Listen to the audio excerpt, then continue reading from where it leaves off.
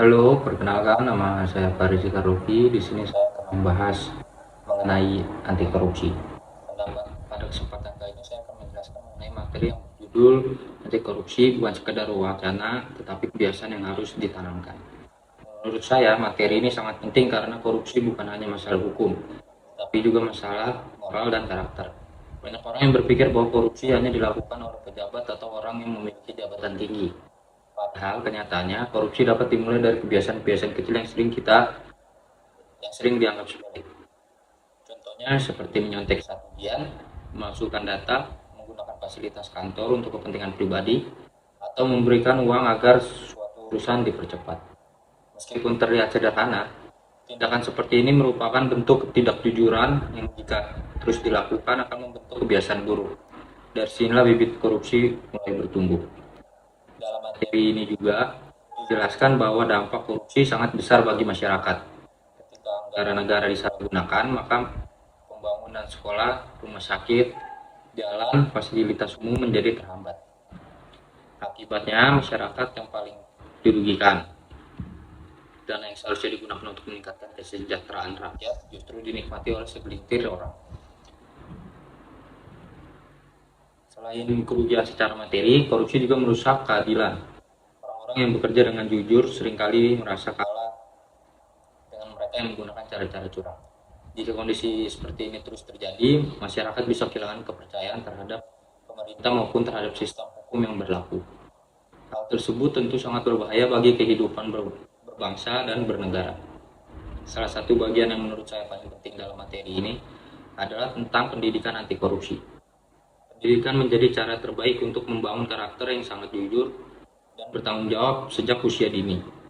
Nilai-nilai seperti kejujuran, disiplin, tanggung jawab, kerja keras, kepedulian, dan keadilan harus diajarkan tidak hanya melalui teori, tapi juga melalui contoh dalam kehidupan sehari-hari. Misalnya, seorang guru yang datang tepat waktu, siswa yang mengerjakan tugas tanpa nyontek, serta lingkungan sekolah yang transparan merupakan contoh sederhana bagaimana nilai anti korupsi dapat diterapkan.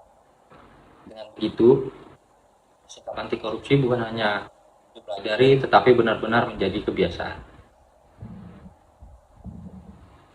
Materi ini juga mengingatkan bahwa memberantas korupsi bukan hanya tugas pemerintah atau aparat penegak hukum. Seluruh masyarakat memiliki tanggung jawab yang sama. Kita dapat memulai dari diri sendiri, misalnya dengan tidak berbohong, tidak melakukan kecurangan, tidak memberikan suap, serta berani menolak tindakan yang melanggar aturan.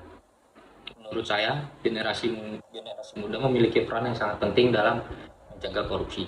Sebagai mahasiswa dan calon pemimpin di masa depan, kita harus memiliki integritas yang tinggi. Prestasi yang diraih dengan cara tidak jujur tidak akan memberikan manfaat dalam jangka panjang. Sebaliknya, jujuran akan menjadi modal utama dan membangun masa depan yang lebih baik. Di era digital seperti sekarang, generasi muda juga dapat memanfaatkan media sosial untuk menyebarkan edukasi tentang pentingnya budaya anti korupsi. Dengan cara tersebut, kesadaran masyarakat akan semakin meningkat sehingga budaya korupsi dapat perlahan-lahan dikurangi.